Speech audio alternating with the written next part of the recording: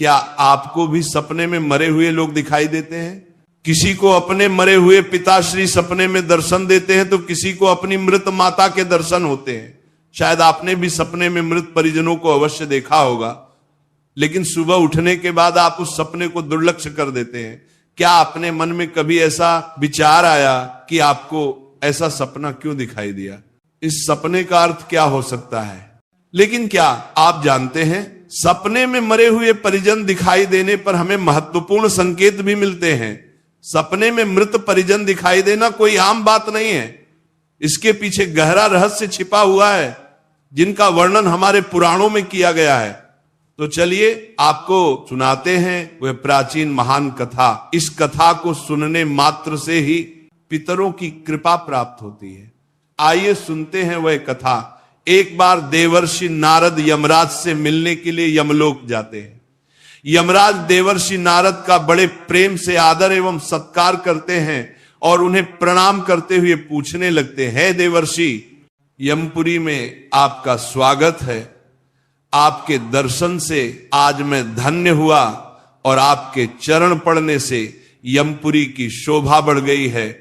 इस प्रकार से यमराज के द्वारा स्वागत किए जाने पर देवर्षि नारद प्रसन्न होते हैं और यमराज को भी प्रणाम करते हैं और कहते हैं, हे मृत्यु के देवता यमराज, आपको भी मेरा प्रणाम है। आपके आदर सत्कार से हम अत्यंत प्रसन्न हुए। फिर यमराज नारद जी से कहते हैं, हे देवर्षि, आज आपका यमलोक में आने का क्या प्रयोजन है? अवश्य ही कोई महत्वपूर्ण कार्य अथवा कोई महत्वपूर्ण समाचार लेकर आप आए होंगे, या फिर हमसे कोई भूल तो नहीं हुई है? कृपया बताइए, मैं आपकी क्या सेवा कर सकता हूं? तब देवर्षि नारद कहते हैं, हे धर्मराज, आप तो मृत्यु के तथा न्याय के देवता हैं। आप तीनों लोकों के सभी जीवित और मृत प्राणियों का लेखा जोखा रखते हैं। आपको समस्त चराचर के भूत और भविष्य का भी ज्ञान है। इसीलिए मैं आपके पास कुछ शंका लेकर आया हूं, जिसे दूर करने की कृपा करें। फिर यमराज कहते हैं, हे देवर्षि, आप सत्य कहते हो। हम तीनों लोकों में निवास करने वाले सभी जीवित और मृत प्राणियों का लेखा जोखा अवश्य रखते हैं, किंतु आपके मन की बात जानना हमारे बस का नहीं है। आप तो तीनों लोकों की खबर रखते हैं। आप भगवान विष्णु के सबसे प्रिय भक्त हैं। आप समस्त शास्त्रों का भी ज्ञान रखते हैं। किंतु अगर आप मुझसे कुछ जानना चाहते हैं तो मैं अवश्य ही आपकी सहायता करूंगा। हे देवर्षि, आपकी जो भी शंका और प्रश्न है आप निसंकोच पूछ सकते हैं। मैं अपने सामर्थ्य के अनुसार उनका जवाब देने का प्रयास अवश्य ही करूंगा। देवर्षि नारद कहते हैं, हे यमराज, मैं पृथ्वी लोक का भ्रमण करके आया हूं। मैंने पिशाच, प्रेत, कुष्मांड, बेताल, चुड़ैल, पिशाचिनी आदि प्रकार की कई विचित्र चीजें देखी हैं जो जंगल में निवास करती हैं। इसके साथ ही मैंने देखा है, ये सभी दुष्ट शक्तियां मनुष्यों को परेशान करती हैं, उन्हें दुख देती है। इसका क्या कारण है? ये सभी बुरी शक्तियां मनुष्य को क्यों परेशान करती हैं? तथा मेरे मन में एक प्रश्न है कि मनुष्य कई बार सपने में अपने पूर्वजों को देखता है, तो इसका क्या अर्थ होता है? सपने में मरे हुए लोग दिखाई देने का क्या मतलब है? इससे मनुष्य को कौन से संकेत मिलते हैं? मैं समस्त मनुष्य जाति के कल्याण के लिए इन प्रश्नों के उत्तर जानने के लिए ही आपके पास आया हूं। नारद जी के प्रश्न सुनकर यमराज कहते हैं, हे देवर्षि, आपने समस्त मानव जाति के कल्याण के लिए उचित ही प्रश्न किया है। मैं आपको इन सभी प्रश्नों के उत्तर अवश्य देता हूं, किंतु उससे पहले मैं आपको एक अत्यंत पवित्र कथा सुनाता हूं। इस कथा में आपको सभी प्रश्नों के उत्तर मिल जाएंगे। आप इस कथा को ध्यान से अवश्य सुने। जो भी मनुष्य इस कथा का श्रवण करता है, मैं उसके 32 अपराध माफ करता हूं। तब नारद जी कहते हैं, हे धर्मराज, आप मुझे वह महान कथा सुनाइए, मैं इसे ध्यान से सुनूंगा। तो फिर यमराज देवर्षि नारद को ये महान कथा सुनाते हैं। तो चलिए आपको वह कथा सुनाते हैं। आप सभी इस कथा को ध्यान से सुनिए। एक समय की बात है, मध्य देश में एक अत्यंत शोभायमान नगरी थी, जहां पर एक सेठ अपने 4 भाइयों के साथ निवास करता था। उस सेठ का नाम धर्मन था। उसके 4 भाई सुमन, नंदन, विरोचन और विद्वान थे। सेठ और उसके सभी भाइयों का विवाह हो चुका था और सभी बड़े प्रेम के साथ एक दूसरे के साथ रहते थे। सेठ के पास किसी चीज की कोई कमी नहीं थी। वह और उसके भाई बहुत मेहनती थे और मिलजुल कर व्यापार और खेती करते थे। पूरे नगर में सेठ के जितना कोई धनवान नहीं था।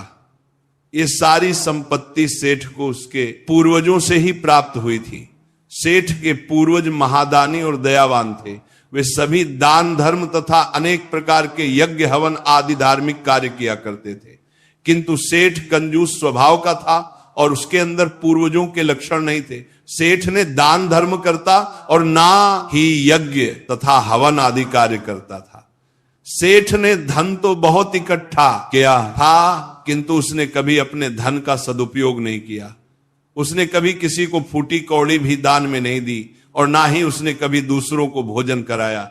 सेठ के पूर्वज तो मंदिरों में भंडारा दिया करते थे, गरीबों को वस्त्र तथा अन्न का दान किया करते थे, लेकिन सेठ ने अपने पूर्वजों का कभी अनुसरण नहीं किया।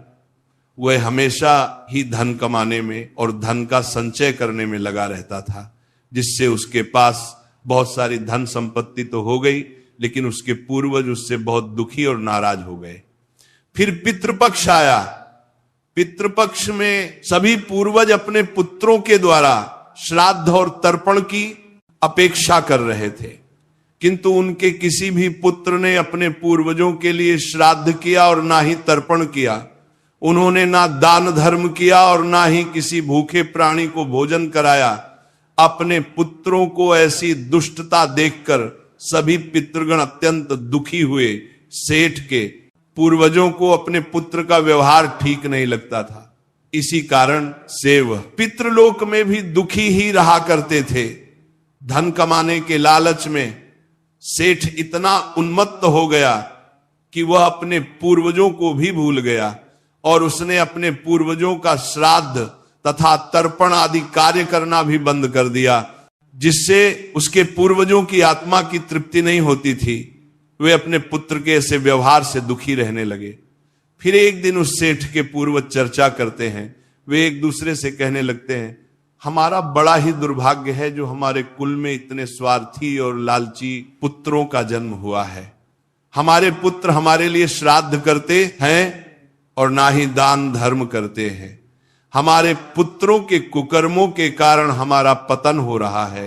इस प्रकार से विचार करके वे सभी पितृ अपने पुत्रों से मिलने के लिए जाने के विषय में सोचने लगते हैं और कहते हैं हमें यमराज के पास जाना चाहिए। अब वे ही हमारी इस समस्या का समाधान कर सकते हैं। हम सभी यमराज के पास जाकर उनसे हमारे पुत्रों को मिलने के लिए जाने की अनुमति मांगेंगे। फिर सभी पितृगण आकाश मार्ग से उठते हुए पितृलोक से यमलोक में यमराज के पास जाते हैं। वहां पर जाकर वे सभी यमराज को नमस्कार करते हैं। पितृगणों को यमपुरी में आया हुआ देखकर यमराज भी उनका स्वागत करते हैं और उनके आने का कारण पूछते हैं। तब सभी पितृ हाथ जोड़कर अपना दुख बताने लगते हैं। वे सभी पितृ यमराज से कहते हैं, हे धर्मराज, हमारे पुत्रों की मति भ्रष्ट हो गई है। हमारे पुत्र न दान करते हैं और न श्राद्ध और तर्पण करते हैं। उनके अशुभ आचरण से हमारा पतन हो रहा है। वे कभी दान धर्म नहीं करते हैं, जिस कारण से हमारी संतुष्टि नहीं हो रही है। कृपया आप हमें हमारे पुत्रों से मिलने के लिए एक बार जान दे। हम हमारे पुत्रों को समझाकर लौट आएंगे, उन्हें शास्त्रों का ज्ञान देकर फिर से यमलोक लौट आएंगे। तब यमराज ने उन्हें आज्ञा देते हुए कहा, हे महात्माओं, तुम अपने पुत्र को मिलने के लिए तो नहीं जा सकते, किंतु तुम अपने पुत्र को स्वप्न के माध्यम से संकेत अवश्य दे सकते हो। इसीलिए आप सभी अपने पुत्रों को उनके सपने में जाकर संकेत देकर उन्हें अपना दुख समझा सकते हैं। फिर वे सभी पितृ इस बात पर सहमत हो जाते हैं और एक एक करके अपने सभी पुत्रों के सपनों में जाकर उन्हें दर्शन देते हैं। सबसे पहले वे अपने बड़े पुत्र के अर्थात उस सेठ धर्मन के सपने में उसे दर्शन देते हैं और उसे संकेत देते हैं, किंतु उनका बड़ा पुत्र उनके संकेतों को समझ नहीं पाता है। दूसरे दिन जागने पर वह उस सपने को भूल जाता है और अपने पितरों के द्वारा दिए गए संकेतों को भी नजरअंदाज कर देता है। इससे वे सभी पितृगण फिर से निराश हो जाते हैं और फिर सभी पितृगण अन्य पुत्रों के सपनों में जाकर भी उन्हें दर्शन देने लगते हैं तथा उन्हें अनेक प्रकार के संकेत भी देते हैं, लेकिन उनके बाकी पुत्र भी उन संकेतों को दुर्लक्ष्य कर देते हैं। कोई भी अपने पूर्वजों के द्वारा बताए हुए संकेतों को समझ नहीं पाता है, जिससे सभी पितृगण अत्यंत दुखी और नाराज हो जाते हैं। सेठ और उसके भाई धन कमाने के लालच में पूरी तरह अंधे हो चुके थे। उन्हें पूर्वजों के प्राप्त द्वारा दिव्य संकेतों का महत्व कुछ भी नहीं लगता था, किंतु पितरों के स्वप्न में दर्शन देने के कुछ ही दिनों के बाद उस सेठ को व्यापार में नुकसान उठाना पड़ता है। उसे व्यापार में बहुत ज्यादा घाटा होने लगता है, जिससे उसकी सारी धन संपत्ति नष्ट हो जाती है। सभी भाइयों में वाद विवाद और लड़ाई झगड़े होने लगते हैं। पूर्वजों द्वारा जमा की हुई सारी जमीन जायदाद को वे बेच डालते हैं और पूरी तरह से बर्बाद हो जाते हैं। सभी भाई एक दूसरे से अलग हो जाते हैं और अपना अपना पेट पालने में लग जाते हैं। उधर स्वर्ग लोक में पितरों को अपने पुत्रों की ऐसी दुर्गति देखकर बहुत पीड़ा होने लगती है। सभी पितृगण अत्यंत दुखी और उदास हो जाते हैं। फिर से वे सभी यमराज के पास जाते हैं और कहने लगते हैं, हे धर्मराज, हमसे हमारे पितरों की ऐसी दुर्गति नहीं देखी जाती है। हमारे द्वारा किए गए सभी पुण्य कर्मों को हमारे पुत्रों ने नष्ट कर डाला है। कृपया आप कुछ ऐसा उपाय करें जिससे हमारे पुत्रों को उनकी भूल का पता चल जाए। फिर यमराज उन पितरों से कहते हैं, हे महात्माओं, तुम्हारी इस व्यथा को मैं समझता हूं। मैं तुम्हारी अवश्य ही सहायता करूंगा। मैं स्वयं तुम्हारे पुत्रों के पास जाकर उन्हें उनकी भूल के बारे में बताता हूं। फिर यमराज अपने भैंसे पर सवार होकर पृथ्वी लोक पर आते हैं और उस सेठ के घर की तरफ जाने लगते हैं। हाय, जब यमराज सेठ के घर के समीप पहुंच जाते हैं, तभी वे एक साधु का रूप धारण कर लेते हैं। सबसे पहले वो उस सेठ के घर पर जाते हैं तो वो सेठ अत्यंत बीमार पड़ा हुआ होता है। द्वार पर जाकर यमराज खाने लगते हैं, भिक्षाम देही भिक्षाम देही, क्या घर में कोई है ही मैं तुम्हारे द्वार पर? एक साधु आया है जो बड़े दूर से यात्रा करके आया है, कोई हो तो भिक्षा दो, भिक्षाम देही। द्वार पर आए साधु को देखकर उस सेठ की पत्नी सुनंदा उनका स्वागत करती है और कहती है, पधारी। हे साधु महाराज, आपका स्वागत है, कहिए मैं आपकी किस प्रकार से सहायता कर सकती हूं? वे साधु रूपी यमराज कहते हैं, हे देवी, मैं भूखा हूं और यात्रा पर निकला हूं। यदि दान में कुछ भोजन मिल जाए तो बड़ी कृपा होगी। फिर सेठ की पत्नी कहती है, ठीक है साधु महाराज, आप रुकिए, मैं अभी आपके लिए कुछ भोजन लेकर आती हूं। सेठ की पत्नी के चेहरे पर दुख के हाव भाव देखकर वह साधु रूपी यमराज कहने लगते हैं, हे पुत्री, तुम्हारे मुखमंडल पर दुख दिखाई पड़ रहा है। अगर कोई गोपनीय बात ना हो तो मुझे बताओ तुम्हारे दुख का क्या कारण है? वह स्त्री कहती है, हे साधु महाराज, आप सत्य कह रहे हैं। पहले हम बहुत धनवान और समृद्ध थे। मेरे पति और उनके भाई सभी साथ साथ रहते थे, किंतु अचानक ही सभी भाइयों में झगड़ा हो गया। अचानक से हमारा सारा व्यापार दब गया और हम सभी दरिद्र हो गए हैं। ये किस दोष के कारण हुआ है? कृपया आप हमें बताइए। तब साधु कहता है, हे पुत्री, तुम्हारे घर में पितृ दोष है, इस कारण से तुम्हारे पति की यह दशा हुई है। तुम्हारे पति के कर्मों के कारण उसके पूर्वज रुष्ट हुए हैं।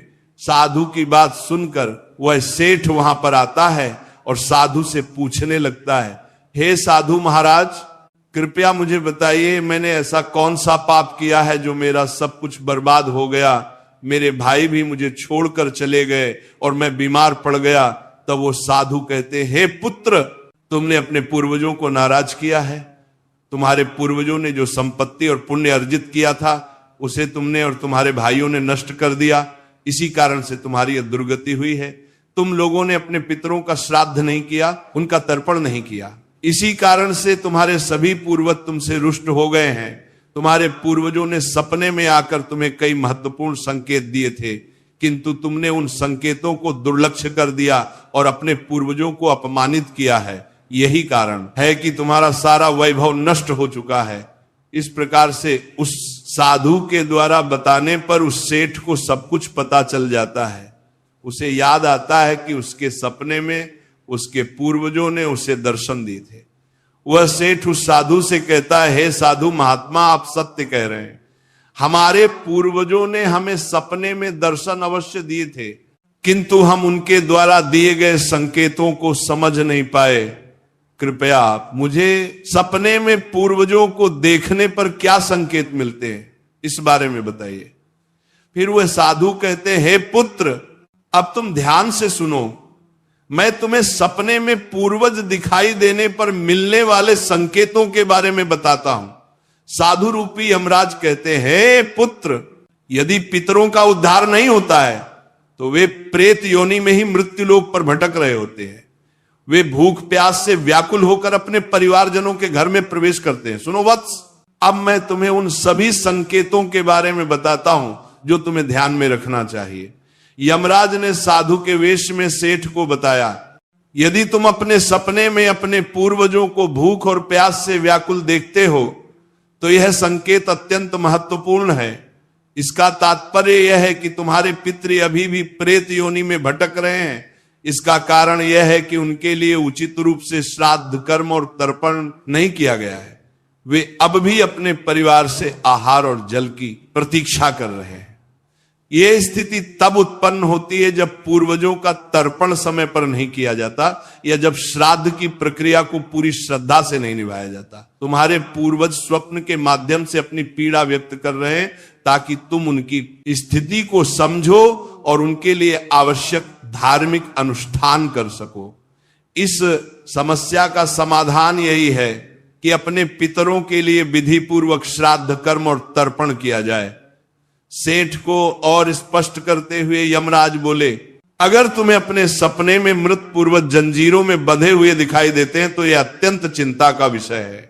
यह संकेत इस बात का प्रतीक है कि तुम्हारे पितृ किसी बंधन में हैं और उन्हें मुक्ति नहीं मिल पाई है। यह स्थिति तब उत्पन्न होती है जब उनके श्राद्ध या तर्पण समय पर नहीं किए जाते या उनके लिए आवश्यक धार्मिक कृत्य अधूरे रहते हैं। यह दर्शाता है कि पितरों की मुक्ति में बाधाएं उत्पन्न हो रही हैं। इस समस्या का समाधान भी यही है कि तुम दान, श्राद्ध और तर्पण का आयोजन करो ताकि पितरों की आत्मा को शांति मिल सके और वे अपने बंधनों से मुक्त हो सके। यमराज ने गंभीरता से कहा, अगर तुम्हारे पूर्वज सपने में मैले और फटे पुराने वस्त्र पहने हुए दिखाई दें तो यह अत्यंत अशुभ संकेत है। ये इस बात का प्रतीक है कि तुम्हारे पितृ अत्यधिक दुखी और पीड़ित हैं। वे प्रेत योनि में भटक रहे हैं और उनकी आत्मा को शांति प्राप्त नहीं हो पा रही है। ये तब होता है जब उनके लिए श्राद्ध कर्म, तर्पण और पिंडदान नहीं किया जाता। इसलिए जब भी इस प्रकार का सपना आए, अपने पूर्वजों की आत्मा की शांति के लिए तुरंत पिंडदान और तर्पण करना अनिवार्य होता है। सेठ से बात करते हुए यमराज ने समझाया, अगर तुम्हारे पूर्वज सपने में तुमसे कुछ मांगते हुए दिखाई दें तो यह इस बात का संकेत है कि उनकी कोई अधूरी इच्छा बाकी रह गई है। उनके जीवन काल की कोई अभिलाषा अधूरी रह गई थी जो उन्हें मुक्ति प्राप्त करने में बाधा डाल रही है। ऐसे सपनों में यह देखना महत्वपूर्ण है कि वे किस प्रकार की वस्तु की मांग कर रहे हैं। तुम्हें उसे वस्तु या उसकी समरूप चीज का दान करना चाहिए ताकि उनके अधूरे कार्य पूर्ण हो सके और उनकी आत्मा को शांति प्राप्त हो सके। जब उनकी इच्छाएं पूरी हो जाती हैं तो वे प्रेत योनि से मुक्ति पा लेते हैं। यमराज ने सेठ की ओर देखते हुए कहा, यदि सपने में तुम्हारे पूर्वज तुम्हारे सर पर हाथ फेरते हुए दिखाई दें तो यह अत्यंत शुभ संकेत होता है। इसका अर्थ यह है कि तुम्हारे पूर्वज तुमसे अत्यधिक प्रसन्न हैं और तुम्हें अपना आशीर्वाद दे रहे हैं। ऐसे सपने इस बात का प्रतीक होते हैं कि तुम्हारे जीवन में कुछ अच्छा होने वाला है और तुम्हारे पूर्वज सदैव तुम्हारे साथ रहकर तुम्हारी रक्षा कर रहे हैं। ये संकेत तुम्हारे पितरों की प्रसन्नता का प्रतीक है, जो उनके आशीर्वाद के रूप में प्रकट हो रहा है। यमराज ने समझाया, अगर तुम्हारे पूर्वज सपने में तुम्हारी ओर हाथ बढ़ाते हुए दिखाई दे तो यह अत्यंत शुभ संकेत है। इसका अर्थ यह है कि तुम्हारे पितृ प्रयासों से संतुष्ट हैं और तुम्हें जीवन में सफलता मिलेगी। ऐसे सपने देखना यह दर्शाता है कि तुम्हारे पितृ तुम्हारे साथ हैं और वे तुम्हारी उन्नति और सफलता के लिए आशीर्वाद दे रहे हैं। इस प्रकार के सपने आने पर तुम्हें यह सुनिश्चित करना चाहिए कि तुम सही मार्ग पर चल रहे हो। यमराज ने चिंतित स्वर में कहा, यदि सपने में तुम्हारे पूर्वज अचानक अदृश्य हो जाते हैं तो यह एक अशुभ संकेत होता है। इसका अर्थ है कि तुम्हारे जीवन में कोई संकट आने वाला है और तुम्हें सावधान हो जाना चाहिए। यह सपना इस बात का सूचक है कि निकट भविष्य में कोई बड़ी कठिनाई तुम्हारे सामने आ सकती है। ऐसे सपनों से यह सीख मिलती है कि हमें मानसिक और आध्यात्मिक रूप से किसी भी आने वाले कष्ट के लिए तैयार रहना चाहिए। सेठ को और अधिक गंभीर होते हुए यमराज बोले, अगर सपना में तुम्हारे पूर्वज क्रोधित अवस्था में दिखाई दें तो ये इस बात का संकेत है कि वे तुमसे नाराज हैं। इसका अर्थ यह है कि तुम कोई ऐसा कार्य कर रहे हो जो उन्हें पसंद नहीं है और वे चाहते हैं कि तुम उस कार्य को बंद कर दो। ये एक चेतावनी है कि तुम्हारे कर्मों में कोई कमी है और तुम्हें अपने मार्ग पर विचार करना चाहिए। इस प्रकार का सपना आने पर तुम्हें अपने कार्यों की समीक्षा करनी चाहिए और सही मार्ग पर चलने का प्रयास करना चाहिए। यमराज ने दुख भरे स्वर में कहा, अगर तुम अपने सपने में अपने पूर्वजों को रोते हुए देखो तो ये अत्यंत अशुभ संकेत है। ये इस बात का प्रतीक है कि तुम्हारे जीवन में कोई बड़ा संकट आने वाला है और तुम्हारे पूर्वज उस संकट से बहुत दुखी हैं। ये सपना इस बात की चेतावनी देते हैं कि तुम्हें सतर्क हो जाना चाहिए और ईश्वर की भक्ति में मन लगाना चाहिए ताकि संकट से तुम्हारी रक्षा हो सके। यमराज मुस्कुराते हुए बोले, यदि सपने में तुम्हारे पूर्वज स्वस्थ, प्रसन्न और तेजस्वी दिखाई दें तो यह अत्यंत शुभ संकेत है। इसका अर्थ है कि तुम्हारे पितरों को मुक्ति मिल चुकी है और वह तुमसे प्रसन्न है। ऐसे सपने इस बात का संकेत होते हैं कि तुम्हारे पितृ तुम्हें आशीर्वाद दे रहे हैं और तुम्हारे जीवन में सुख, शांति और समृद्धि आने वाली है। यह संकेत यह दर्शाता है कि तुम सही मार्ग पर हो और तुम्हारे पूर्वज तुम्हारी प्रगति से संतुष्ट हैं। यमराज ने चेतावनी भरे स्वर में कहा, अगर पितृपक्ष के दौरान तुम्हें सपने में घोड़ा, हाथी, बैल या कोई विपरीत मनुष्य दिखाई दे तो ये इस बात का संकेत है कि तुम्हारे पितरों की मुक्ति नहीं हुई है और वे अभी प्रेत योनि में भटक रहे हैं। ये इस बात का भी संकेत है कि वे तुमसे अत्यंत दुखी हैं। ऐसे संकेत मिलने पर तुम्हें तुरंत पितरों की संतुष्टि के लिए दान और श्राद्ध करना चाहिए ताकि उनकी आत्मा को शांति मिल सके। अंत में यमराज बोले, यदि तुम्हें सपने में कोई जानवर जैसे कुत्ता, बैल, गाय या अन्य पशु मनुष्य की तरह बात करते हुए दिखाई दे तो यह अत्यंत विचलित करने वाला संकेत है। इसका अर्थ यह है कि तुम्हारे पितरों की आत्मा को शांति नहीं मिल रही है। यह इस बात का संकेत है कि तुमने उनके लिए आवश्यक धार्मिक कृत्य अधूरे छोड़े हैं। इस स्थिति में तुम्हें तर्पण, पिंडदान या अन्य धार्मिक अनुष्ठान करके अपने पितरों की आत्मा की शांति के लिए प्रार्थना करनी चाहिए। तब वह साधु कहता है, हे पुत्र, यदि तुम्हें भी इस प्रकार के सपने दिखाई पड़े हैं तो तुम्हें अपने पूर्वजों को प्रसन्न करने के लिए दान, धर्म, तर्पण, श्राद्ध आदि कर्म करने चाहिए जिससे तुम्हारे सभी कष्ट दूर होंगे। उस साधु की बात सुनकर उस सेठ को अपनी गलती का एहसास हो जाता है और वह तुरंत ही अपने भाइयों के पास जाता है और उन्हें साधु के द्वारा बताई हुई बात बता देता है। फिर सभी भाइयों को समझ बनने में आ जाता है कि उनके पूर्वज उन्हें सपने में आकर संकेत दे रहे थे। फिर वे सभी भाई मिलकर नदी के तट पर जाते हैं और अपने पूर्वजों के लिए श्राद्ध, तर्पण, दान धर्म आदि कार्य करते हैं और अपने पितरों को संतुष्ट करते हैं। फिर एक दिन उनके पूर्वज उनके सपने में आकर उन्हें दर्शन देते हैं और उन्हें नाना प्रकार के संकेत देते हैं। वे सभी संकेत शुभ होते हैं, अपने पितरों के द्वारा शुभ संकेत प्राप्त होने पर उन सभी भाइयों का जीवन खुशियों से भर जाता है। उनके सभी रोग और दोष समाप्त होते हैं। वे फिर एकजुट होकर रहने लगते हैं और खूब तरक्की करते हैं। यमराज नारद जी से कहते हैं, हे देवर्षि, जब मनुष्य के पूर्वज संतुष्ट हो जाते हैं तब मनुष्यों को अनेक प्रकार के संकेत प्राप्त होते हैं। अब मैं तुम्हें उन शुभ संकेतों के विषय में बताता हूं। यदि सपने में मृत परिजन सिर पर हाथ फिराते हुए दिखाई देते हैं, इस सपने का अर्थ यह है कि वे बहुत अधिक प्रसन्न हैं।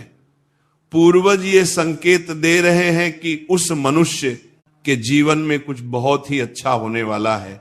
यदि पूर्वज मनुष्य की ओर हाथ बढ़ाते हुए दिखाई देते हैं तो पूर्वज यह संकेत दे रहे हैं कि मनुष्य जो भी काम कर रहे हैं उससे वे संतुष्ट हैं और उसे उस कार्य में अवश्य ही सफलता प्राप्त होगी। यदि सपने में पूर्वज स्वस्थ दिखाई देते हैं, उनके मुखमंडल पर तेज दिखाई देता है और उनके वस्त्र चमकीले और सफेद रंग के होते हैं, तो उन पितरों को मुक्ति मिल चुकी है, ऐसा समझना चाहिए।